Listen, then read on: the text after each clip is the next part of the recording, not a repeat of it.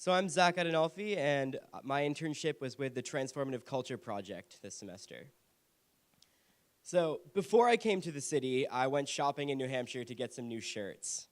I wanted to get some professional attire because I was going to be an intern for a nonprofit in the city of Boston, and I didn't really know what that meant.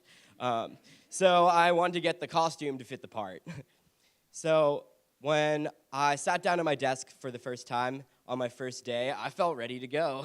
I had on my new shirt, and I felt really good. And I had just gone through the orientation week at CfSI, and they had trained us to be problem solvers. So I felt like I could solve any problem. I was a problem solver at that point.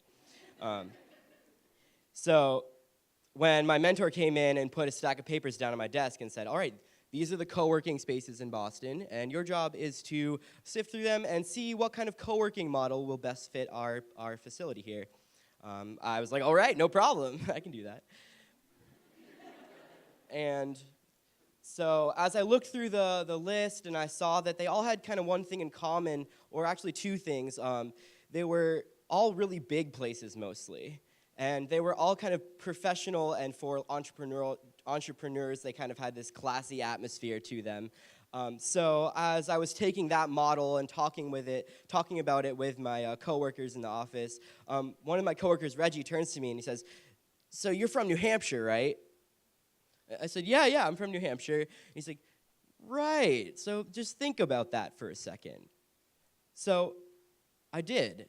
And I began to realize that I really didn't know the community I was in at all.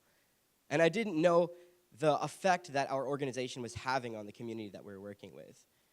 So from that point, I began to ask a lot of questions. And it was a difficult time to be asking questions because we were transitioning from Press Pass TV to the Transformative Culture Project. So during that time, there was just a lot of moving parts, and sort of the ground was moving underneath everybody. And my mentor was very busy sort of facilitating that transition, so she wasn't really around to answer a lot of my questions. So Reggie kind of took me on, and he sort of put me under his wing, and he brought me to an event later that week. And at the event, it was a panel of black artists talking about their work and talking about what inspired them to create social change through their art. And we both, got on our nice outfits. We both put on our nice black shirts. We slicked back our hair. We were ready for the event in Boston, So as I go, the first thing I noticed is what the artists were wearing. So there was a film producer that had on a three-piece suit. There was a DJ that had a wide-brimmed hat and sort of skinny jeans. And there was a dancer who kind of just had on loose clothing. And so immediately I was struck by the difference that they presented with themselves. And as they began to speak, they all told a story about how their art wasn't what defined them, but it was who they were that defined their art. And it was their authenticity that made it possible for them to create social change just by being who they were and expressing what they needed to express to create that change. So that really struck me, and I took that back with me to my project.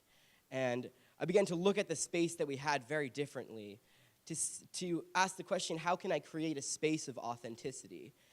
How can I create a space that empowers people to be themselves as the best way of creating social change? And I believe I did my best to create that there, and I hope that intention will live on as I move on to the next stage of my life.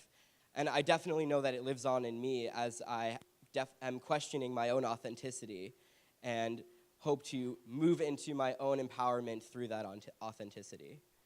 Thank you.